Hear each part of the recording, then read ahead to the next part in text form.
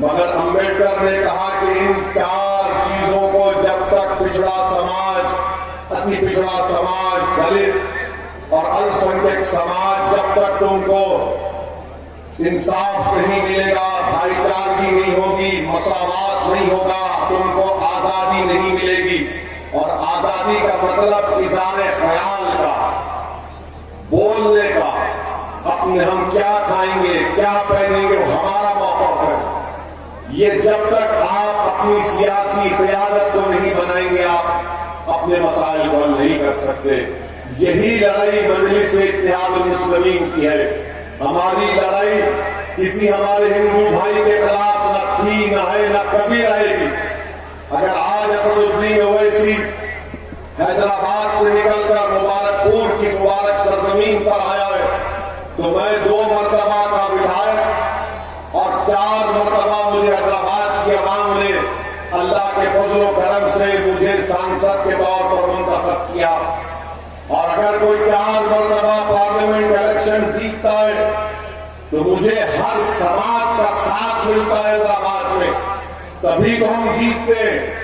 हमको जो मुकाबला करने हमसे बीजेपी के लोग आते हैं, हमसे मुकाबला करने कांग्रेस के लोग आते हैं, जब उनको हार हो जाती है तो बोलते हैं ओवैसी ने ध्रुवीकरण की राजनीति की, ओवैसी ये किया। मैं आपको ये बताने आया हूं कि मैं जिस खानदान से या जिस घराने से आता हूं, मैं कोई नवाब खानदान से निकल कर नहीं आया, मैं कोई रईस खानदान या आला खानदान से निकल कर नहीं आया। मेरे बुजुर्ग वकालत करते थे, मेहनत और जस्तजू की, अपने उसूलों पर डट कर कायम रहे। उन्होंने कहा कि भारत के संविधान में रहकर अपनी सियासी लड़ाई लड़ेंगे। आज यही वजह है कि सरजमीन हैदराबाद में मजलिस-ए-इत्तेहादुल मुस्लिमीन ने 1984 में अक़लियतों के लिए, मुस्लिम अक़लियत के लिए एक मेडिकल कॉलेज खोला, engineering, MBA, MCA, school of nursing, school of pharmacy खोला। हम 2 अस्पताल चलाते हैं। हर साल गवर्नमेंट के 10वीं जमात के उर्दू मीडियम स्कूल में उनकी 10वीं जमात की एग्जामिनेशन फीस हम देते हैं, उनके लिए बैग देते हैं। और अगर कोई बच्चा या बच्ची उसमें उनका 80-90% ग्रेड आता है तो एक को 5-5, 6 हजार का नकद इनाम देते। ये काम कैसे किया हमने ये काम इसलिए किया कि वहां की अवाम ने मजलिस-ए-इत्तेहादुल मुस्लिमीन को अपने मताए अजीज माना, मजलिस-ए-इत्तेहादुल मुस्लिमीन की क़यादत बनाई, सियासी क़यादत बनाई, मुत्तहिद हुए, क़यादत बनाई, तो मजलिस ने इन चीजों को कायम किया। ये तमाम इदारे असदुद्दीन ओवैसी के खानदान के नहीं है, ये तमाम इदारे मेरे मरने के बाद मेरी औलाद में नहीं जाएंगे। ये कौम का सासा और कौम इसकी मालिक रहेगी और सुबह क़यामत तक आबाद रहेगी। तो ये काम करने के लिए मैं आपसे अपील कर रहा हूं कि काम आपको करना है। और कैसे होगा काम? यकीनन मैं आपका शुक्रिया अदा करता हूं कि आपने 2 मरतबा मोहतरम गुड्डू जमाली साहब को आपने यहां से विधायक बनाया। मगर अब की बार जो गुड्डू जमाली साहब चुनाव लड़ रहे, उसमें और पहले के चुनाव में फर्क ये है कि गुड्डू जमाली अब इलेक्शन लड़ रहे तो आपको नेता बनाने के लिए लड़ रहे, आपकी क़यादत को बनाने के लिए लड़ रहे, दलित समाज को एक आवाज देने के लिए, मुबारकपुर की जनता को एक विकल्प देने के लिए। और आपसे गुड्डू जमाली कह रहे कि अब हम दरी नहीं बिछाएंगे, अब हम अपनी जवानी को नहीं कुर्बान करेंगे, अब हम नेता बनाएंगे ताकि हम अपने हक की लड़ाई लड़ेंगे। और लड़ना भी है, जब तक कमजोर को मजबूत नहीं बनाया जाएगा, तब तक मजलूम से इंसाफ नहीं होगा, जमहूरियत कैसे कामयाब होगी बताइए आप। आज जो गुड्डू जमाली के खिलाफ जो सियासी पार्टियां आकर गुड्डू जमाली की कामयाबी को रोकने की कोशिश कर रहे हैं, वो कमजोर नहीं है। समाजवादी पार्टी के नेता अखिलेश कमजोर नहीं है, ताकतवर है। बीजेपी कमजोर नहीं है, ताकतवर है। आप कमजोर हैं, तो इंसाफ ये होना चाहिए कि कमजोर को ताकत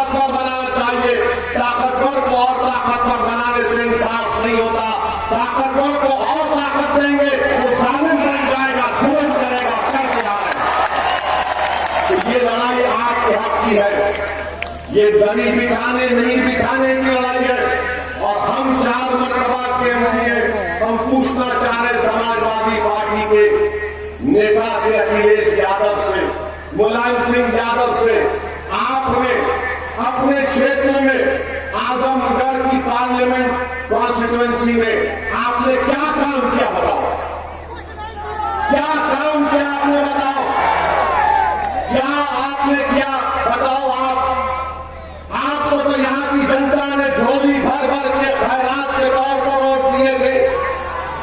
आपको सांसद ने बिठाया, मुख्यमंत्री बनाया, बेटे को बनाया, फिर बेटे को आपने एमपी बनाया। आपने किया क्या यहां पर बताओ हमको? सिवाय डर पैदा करने के, सिवाय खौफ पैदा करने के। मेरे अजीज दोस्तों और बुजुर्गों, हमने क्या किया? हम भी 4 मरतबा के एमपी हैं। एक विधानसभा की मिसाल दे रहे हैं जिसका नाम कारवान है। वहां पर जाइए, गोलकुंडा किला है, उसके दामन में हमने अपने एमपी फंड से 10 करोड़ की लागत से हमारी बेटियों की तालीम के लिए इंटर और डिग्री कॉलेज बनाया। 10 करोड़ की लागत से 100 हमारी बेटियां वहां पर पढ़ती हैं, हिजाब पहनकर, बगैर हिजाब, जो भी उनकी मर्जी यहां की पढ़ के जाती है, गरीब परिवार की। आपने क्या किया? आपने कुछ नहीं किया। आप शिक्षा पे क्या किया बताओ? कुछ नहीं किया आपने। तो याद रखिए, जब तक आपका नेता नहीं होगा, आपकी आवाज कोई नहीं सुनेगा। अभी हमारे भाई गुड्डू जमाली ने कहा कि समाजवादी के लोग बोलते हैं कि अगर गुड्डू जमाली यहां से जीत जाएंगे, अरे जीतेंगे इंशाअल्लाह ताला। तो क्या करेंगे? मजलिस के अगर 6, 7 या 8 जीत गए तो क्या करेंगे? हम उनको जवाब देना चाह रहे हैं। समाजवादी के भी 5 एमपी हैं लोकसभा में, 5 है ना? समाजवादी के 5 हैं और मजलिस इत्तेहादुल मुस्लिमीन के 2 हैं, एक असदुद्दीन और एक इम्तियाज अली। मगर समाजवादी के 5 में अगर अखिलेश भी खड़े हो गए, मुलायम भी खड़े हो गए, तो भारत की लोकसभा हिलती नहीं। भारत की लोकसभा के दरो दीवार कब काम थे? जब असदुद्दीन गरीब और मजलूम की इंसाफ की बात करता है। यही तो काम आपको करना है कि जब गुड्डू जमाली जीत कर उत्तर प्रदेश की विधानसभा में अब की बार जाएंगे तो उनकी जबान पर न बसपा का ताला होगा, न सपा की को रोक होगी। वो आपकी जबान में, हाथी में वक्त बताएंगे, मुबारक हो उत्तर प्रदेश हो, अब जुल्म नहीं चलेगा, इंसाफ हक की मुताबिक। मेरे अजीज दोस्तों और बुजुर्गों, यही पैगाम आपको देने आए, यही पैगाम आपको देने आए। अब जहां कहीं भी हम चले जाते, जहां कहीं भी हमारा हम कैंपेन करते, वहां पर ये इल्जाम लगा दिया जाता कि ओवैसी आया है और बीजेपी को फायदा पहुंच जाएगा। अरे ये बताओ, 2019 के लोकसभा चुनाव तो हम नहीं लड़े, तो फिर मुलायम सिंह की मैनपुरी में मेजॉरिटी कैसे कम हो गई? अच्छा, यहां पर अखिलेश जीते तो क्यों जीते बताओ? अगर आप वोट नहीं डालते तो जीतते हो? ईमानदारी से बोला, अगर आप वोट नहीं डालते तो जीतते हो? अगर गुड्डू जमाली उनको मुबारकपुर से मेजॉरिटी नहीं दिलाते तो जीतते हो? नहीं जीतते। मगर सियासत आपसे की जा रही है, हम सियासत नहीं कर रहे। हम सियासत में है आपको इंसाफ दिलाने के लिए, नेता बनाने के लिए। समाजवादी आपसे सियासत कर रही है, धोखा दे रही है। क्यों नहीं मुबारकपुर को, जब दिल्ली हमारे देश की राजधानी है, मुंबई हमारी कमर्शियल राजधानी है, क्यों नहीं मुबारकपुर को इल्म की राजधानी बनाया जाए? मुबारकपुर को इल्म की राजधानी बनाया जा सकता है। यहां पर बड़े बड़े मदरसे, अरे क्यों सिर्फ लोहिया के नाम से आप नेशनल लॉ कॉलेज खोल दे? अरे हजरत मोहानी के नाम से मुबारकपुर में नेशनल लॉ कॉलेज क्यों नहीं खोला जा सकता?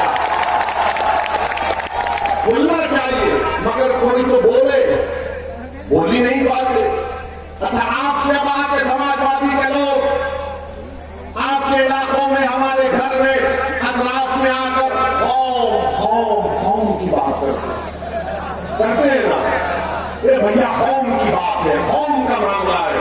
और होम का क्या हाल है? हमने आज से 8 महीने पहले माहिरीन को दिखाकर हमने एक स्टडी करवाई कि उत्तर प्रदेश में अल्पसंख्यक समाज मुसलमानों का क्या मौका है। रिपोर्ट है हमारे पास, हमारे वेबसाइट पर अवेलेबल है। आपको मालूम जो होम की बात करते हैं उनसे पूछो, और अगर हम जो कह रहे हैं अगर कोई इनकार कर रहा है, आंकड़े दे रहे, जगह बता दो, 7 तारीख से पहले वक्त बता दो, चाहे दुनिया का बड़ा माहिर सप्पा वाले ला लो, 10 मिनट के अंदर तो उठकर भाग जाओगे हमारे सामने से। आपको तकलीफ होगी, हम तो बयान कर रहे हैं। आपको मालूम उत्तर प्रदेश में अगर 10 मुस्लिम छोटे बच्चे और बच्चियां हैं तो 7 पढ़ना लिखना नहीं जानते, हिसाब किताब करना नहीं जानते। आपको मालूम उत्तर प्रदेश में सबसे कम बैंक अगर किसी इलाकों में है तो अल्पसंख्यक समाज और दलित इलाकों में बैंक कम है। इसका जिम्मेदार मैं हूं। क्या आपको मालूम अगर 10 बच्चे हाई स्कूल को जाते तो सिर्फ 3 मुकम्मल करते, यानी 7% हाई स्कूल मुकम्मल करते, इसका जिम्मेदार मैं। ग्रेजुएट सिर्फ 4% है मुसलमानों के, इसका जिम्मेदार मैं। 5 से 14 साल के दरमियान में सबसे ज्यादा उत्तर प्रदेश में बच्चा मजदूरी करने वाले कौन? मुसलमान, इसका जिम्मेदार मैं। आप बताइए सबसे कम जमीन किसी के पास 2 एकड़ है तो 2% भी नहीं है मुसलमान, इसका जिम्मेदार मैं हूं। आपको मालूम कि सबसे पहले 6 साल पहले कोई दुनिया से चला जाता है फॉरवर्ड क्लास से तो आप है। कौन जिम्मेदार है इसका? अगर मुबारकपुर में किसी मुस्लिम घर में एक घर में खर्चा 7 रुपये होता है तो वही दिल्ली हैदराबाद में 10 रुपये खर्च होते हैं। क्यों? इसका जिम्मेदार मैं।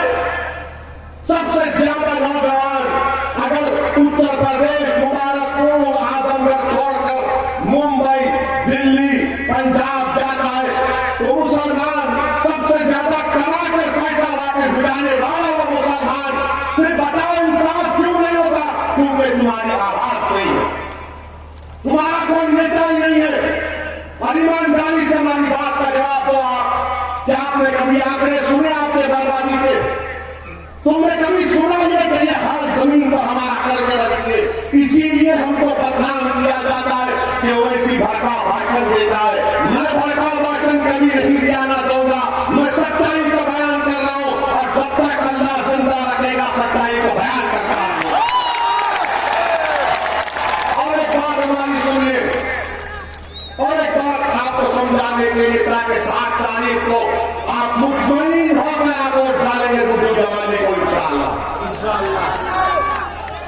आपको हमने क्या कहा था? जिस समाज के पास नेता है उसी की आवाज को सुना जाता है।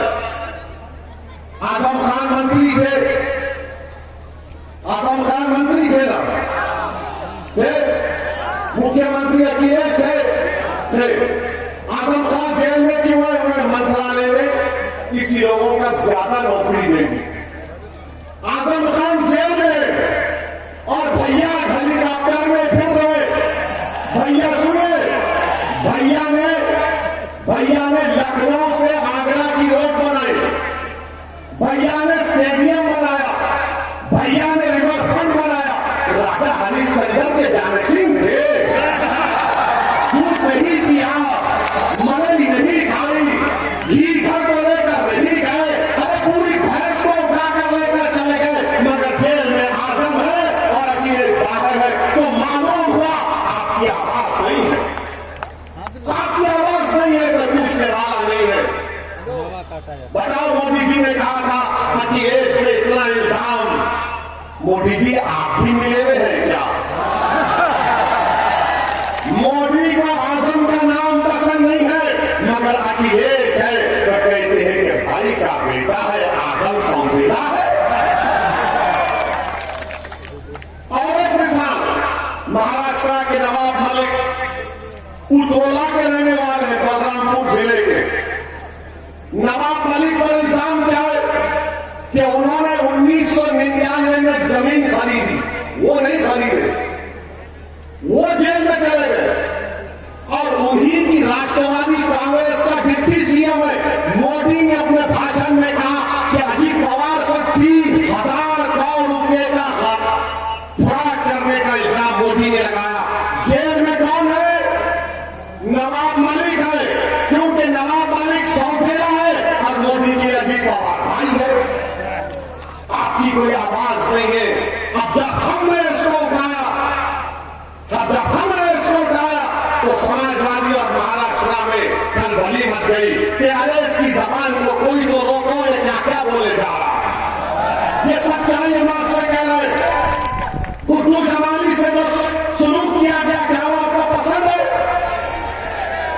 मेरे भाई, अगर असदुद्दीन ओवैसी मुबारकपुर का नहीं हूं, अगर मैं आपके घर पे आ जाऊंगा और आपसे कहूंगा कि मैं तुम्हारे सामने झोली फैलाकर तुमसे भीख मांग रहा हूं कि गुड्डू जमाली को कामयाब कर दो, तो आप बोलेंगे यार मेरे घर को आ गया ये लड़का, ये दीवाना मेरे घर को आ गया। आप बोलेंगे बैठो, सर पे हाथ रखाएंगे बुजुर्गों से, पानी पिलाएंगे और बोलेंगे तुमने हमारे घर पर आया, तुमने हमारे चौखट पर आ गए तुम, अब हम तुम्हारा साथ देंगे। अखिलेश यादव ने क्या किया?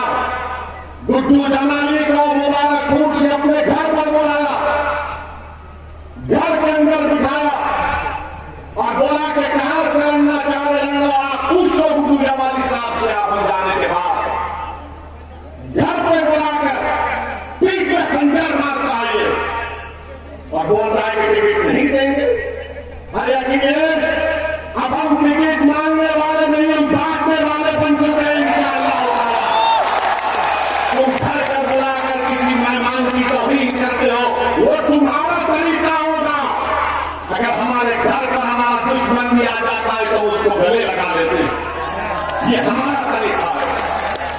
मेरे अजीज दोस्तों और बुजुर्गों, इसीलिए हम आपसे कह रहे हैं कि अब दरी नहीं बिछाएंगे, अब दरी नहीं बिछाएंगे। और अखिलेश यादव से पूछा गया कि कर्नाटका की वो बच्ची जो हिजाब और निकाब का मसला चल रहा है, मीडिया ने पूछा बोलो अखिलेश इस पर कुछ बोलो, तो अखिलेश ने कहा सुनाई नहीं दे रहा। हिजाब और निकाब की बात आई तो बहरे पड़ गए, और जब बात आई पूछा गया मीडिया ने मुस्लिम वोट, तो कहा कुछ नहीं सुनाई दे रहा है। आपने सुना वो वीडियो अखिलेश का? अब अखिलेश को क्या सुनाई दिया मालूम आपको? अखिलेश को क्या सुनाई दिया? अखिलेश को सुनील सिंह की तकरीर सुनाई दी, जिसमें उसने कहा था कि मुस्लिम महिलाओं को जो मरे हैं उनकी खबरों से निकालकर उनका बलात्कार किया जाएगा, उसकी तकरीर अखिलेश ने सुना। अब बताओ मुबारकपुर की जनता, तुम किसको सुनोगे? हिजाब और निकाब को सुनोगे या उन लोगों का साथ दोगे जो अखिलेश के साथ खड़े होकर हमारी मां और बहनों से इस तरह की नजर हरकत करना चाहते थे? तुम्हारे कान तो जिंदा है ना अभी, तुम्हारे कान में तो सच्चाई जा रही है। फैसला 7 तारीख को आपको करके बताना पड़ेगा। जिसने हमारे हिजाब और निकाब और मुस्लिम औरत की आवाज उसके कान तक नहीं पहुंची, मगर जो जुल्म करता है, जिसने बदतमीजी के अल्फाज अनाप शनाप बका, आज वो अखिलेश की पार्टी में अखिलेश के बाजू खड़ा है। ये फैसला आपको करना है मेरे अजीज दोस्तों, मेरी सरदार मां, बताइए आप। और फिर इतनी कमजोर तो नहीं हुए हैं कि हम जमीर की आवाज पर अच्छा फैसला ना ले पाए। मेरे अजीज दोस्तों और बुजुर्गों, मैं सलाम करता हूं कर्नाटका की उस बच्ची को। और आज भी हमने एक वीडियो देखा, वो बच्ची हिजाब पहनी हुई है, स्कूल को अंदर जा रही है और 3 बलवाई उसको रोककर बहस कर रहे हैं कि हिजाब पहनकर क्यों जा रही है। मैं मुबारकपुर से उस बच्ची को सलाम करता हूं और अल्लाह से दुआ करता हूं कि अल्लाह तुम्हारे जज्बे को जिंदा रखे, तुम्हारी नस्लों में सुबह क़यामत का वो जज्बा अल्लाह जिंदा रखा। और यहां पर हमारे ये जो हमारे मुखालिफिन है, उन्होंने हमने कहा कि फिर क्यों नहीं लाएंगे? बोले क्यों? बोला भारत के संविधान की धज्जियां उड़ाई जा रही है। जिस संविधान को अम्बेडकर ने अपने खून पसीने से बहाया, उसकी धज्जियां उड़ाई जा रही। उस संविधान में आर्टिकल 29 है। आर्टिकल 29 कहता है कि जिस किसी का जो कल्चर है वो उसका फंडामेंटल राइट है। मेरा फंडामेंटल राइट है। सुप्रीम कोर्ट ने कहा कि कौन क्या पहनेगा, क्या खाएगा, वो फंडामेंटल राइट है, राइट टू चॉइस। मैं सर पे टोपी पहनता था, पहनता रहूंगा। मेरे चेहरे पे दाढ़ी है, दाढ़ी रहेगी। मेरी बेटी अगर हिजाब निकाब करना चाह रही तो पहनेगी, क्योंकि संविधान इजाजत दे रहा है। अगर कोई मलका लाल बोलेगा कि हिजाब निकाब नहीं पहन सकते, सर पे टोपी नहीं लगा सकते, दाढ़ी नहीं छोड़ सकते, अरे मलका लाल तुम होंगे। मैं इस देश का बेटा हूं और कोई किसी में ताकत नहीं है कि मेरी शनाख्त को खत्म कर सके। मेरी शनाख्त रहेगी। हमने कहा कि जब ओवैसी, हमने कहा कि जब मैं पार्लियामेंट में सर पे टोपी पहनकर जाता हूं तो क्या मुझे कोई रोक सकता है पार्लियामेंट में? मेरे अजीज दोस्तों और बुजुर्गों, ये फर्क है। इनके 5 MP हैं, आपके 2 हैं, और 2 में से एक खड़ा हो जाता है तो बीजेपी के 300 MP खड़े होकर कोई बोलता बैठ जाओ, कोई बोलता खड़े हो जाओ, कोई बोलता क्या क्या बोलती। मगर जब समाजवादी के लोग खड़े होते वो बोलते अपना है बोलने दो, अपना है बोलने दो। मेरे भाई, जब हम 2019 जुलाई में 4वीं मरतबा MP बनकर गए, हर MP को वोट लेना पड़ता, हल्फ लेना पड़ता। हमने अल्लाह के नाम पर भारत के संविधान को रोक लिया। इम्तियाज जलील मेरे साथ थे तो हमने इम्तियाज जलील बोले सर भाई खामोशी बहुत है। बोले ठहरो, अभी जैसा हमारा नाम पुकारा गया बीजेपी के 300 MP खड़े हो गए। इनको हम नजर आए तो ये मर्द हो गए, हमको देखकर ही नारे मारना शुरू कर दिए। क्या क्या नारे लगा, बाहर बोल नहीं सकते, बनाम शनाब बहुत बड़ा। हमने कहा ठीक है तुम पुकारो, हम हल्फ ले लिए।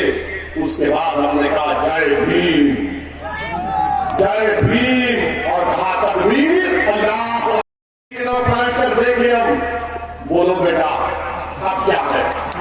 समझ में नहीं आए, जय भीम और अल्लाह अकबर बोल दिया। बाद में बीजेपी के MP बोले ये कहां से आता तुम्हारे दिमाग में? हमने कहा दिमाग में आने का नहीं, हमारी सोच है जय भीम, ये हमारी सोच है जय भीम, और हमारी आवाज है अल्लाह अकबर। मेरे अजीज दोस्तों और बुजुर्गों, जो लोग आपसे कहेंगे कि मजलिस फिरका परस्त पार्टी है, हम उनसे बोलना चाह रहे हैं। एक मिसाल आपको देता हूं कि हमारी गाड़ी पर हमला हुआ, 4 गोलियां चलाई गई। 3 फरवरी को गोलियां चलाई गई, अल्लाह का करम था, हम बच गए। हम 4 मरतबा के MP हैं, 6 फीट करीब से हमने अपनी मौत को देखा, मगर उस दिन हमारा वक्त नहीं था। मगर जब हमारा भाषण हुआ पार्लियामेंट में, क्या हमने कहा जिस तरह राजीव गांधी ने कहा था कि जब एक पेड़ गिरता है जमीन पे तो जमीन हिल जाती है, क्या हमने कहा था कि रिएक्शन का काउंटर रिएक्शन होगा? क्या हमने किसी मजहब के बारे में कहा, किसी समाज के बारे में कहा कि इनका वो समाज से, वो रिलीजन से नहीं कहा? हमने क्या कहा भारत की पार्लियामेंट में? इनको कट्टर कौन बनाया, कट्टरपंथी कौन बनाया इनको? बताओ, जब हम पे गोलियां चलाई गई तब भी हमने अपने उसको बहाना नहीं बनाया ध्रुवीकरण की राजनीति करने का। और हमको कह चुके हमारे खानदान में, हमारे भाई बहन को, अगर हम मर भी जाते तो किसी के ऊपर आंच नहीं आनी चाहिए, क्योंकि हमारा वक्त तय हो चुका है दुनिया से जाने का। हमको डर नहीं है मौत से, याद रखिए, हम बिल्कुल डर नहीं है मौत से। डर इस बात का है कि जब जमीन में जाएंगे, जब हिसाब किताब होगा, पूछा जाएगा कि बताओ, जब मैदान होगा, हिसाब किताब होगा, उस दिन का डर है हमको। जिस दिन के इन लोगों से नहीं डरते इनके बाप से, इनके दादा से, इनकी आल औलाद से नहीं डरते हम।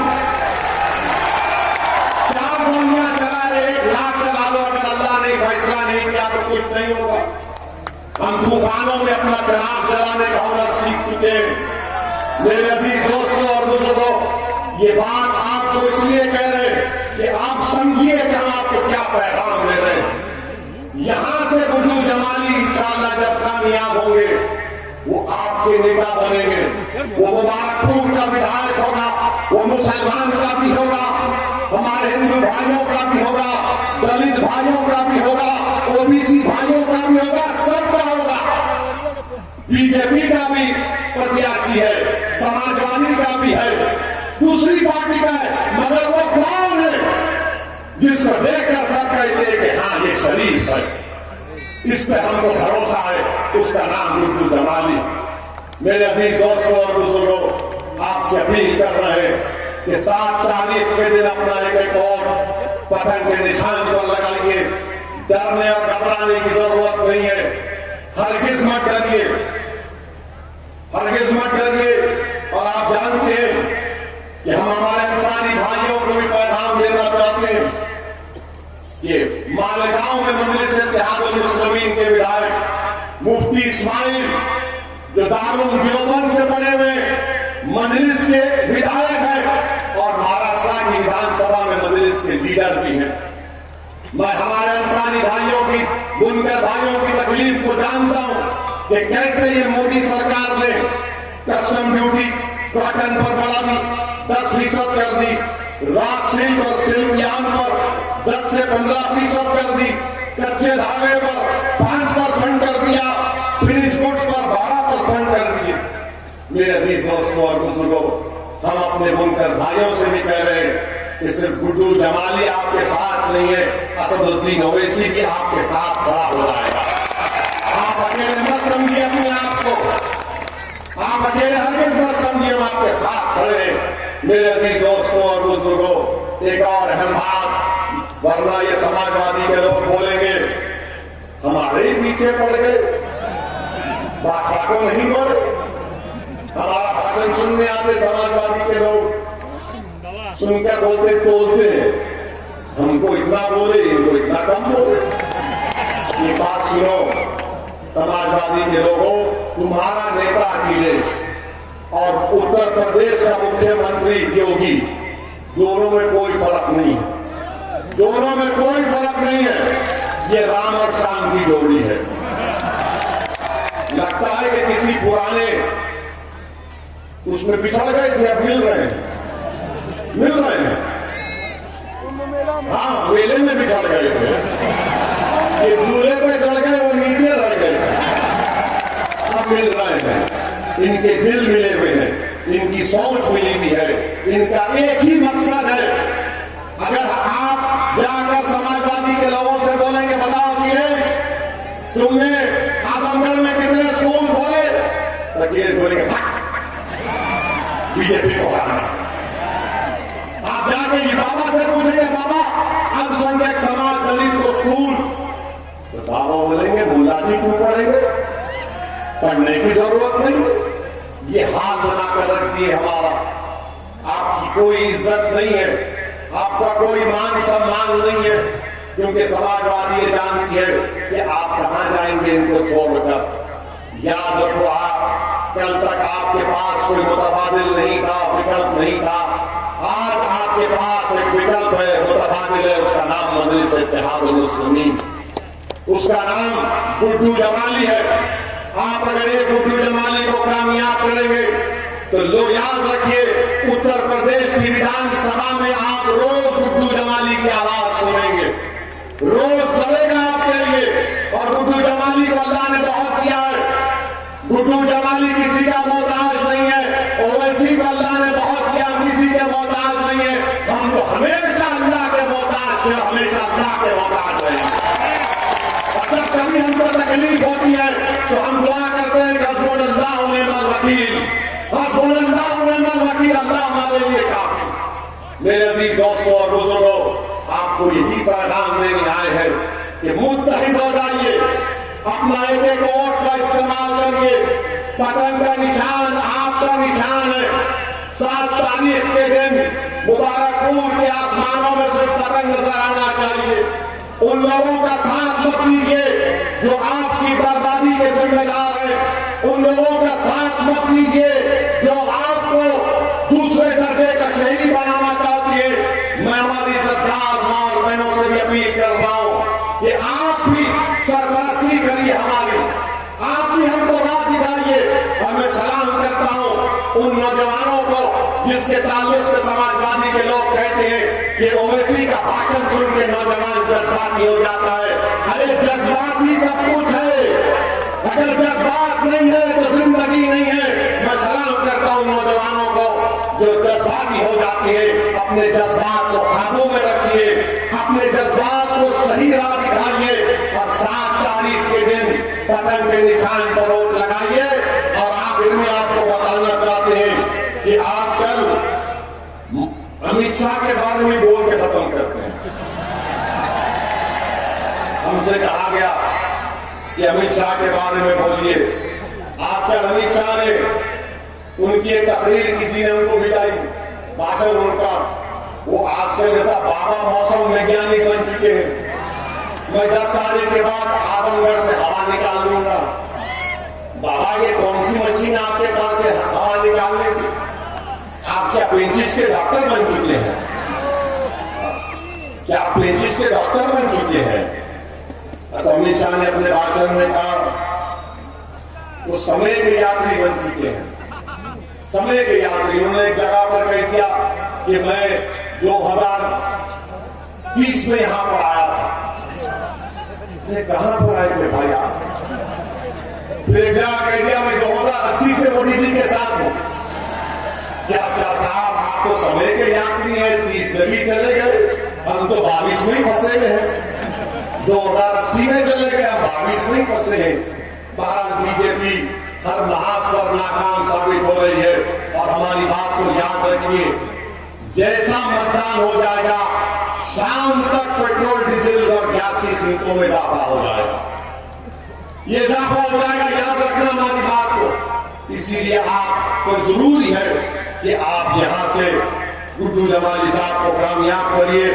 मैं शुक्रिया अदा करता हूं हाजी मंजूर साहब का, हाजी रफी साहब का, हाजी नुमान साहब का, हाजी लुकमान साहब का, हाजी साबिर का, नईम साहब का, मुफीद अहमद पप्पू साहब का, जुबैर अहमद साहब का, महबूब अंसारी प्रधान साहब का और अफरोज साहब का, तमाम का, कि आप लोग ये वादा कर रहे हैं कि 7 तारीख को आप सब मिलकर गुड्डू जमाली को पतंग के निशान पर बटन दबाएंगे। हाथ उठाकर पैगाम दे दीजिए। हमारी माँ और बहनों से भी अपील कर रहे हैं कि आप भी इसको याद रखिए, ये आपकी लड़ाई है, आपको अपना कायद बनाने का है और गुड्डू जमाली को आप कामयाब करेंगे, आपकी कामयाबी होगी। बहुत बहुत शुक्रिया। अस्सलाम वालेकुम व रहमतुल्लाहि व बरकातहू। अरे पतंग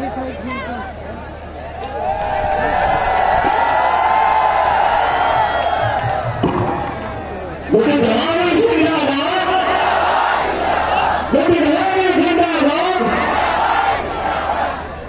आज तुमने लाइन ही डाला।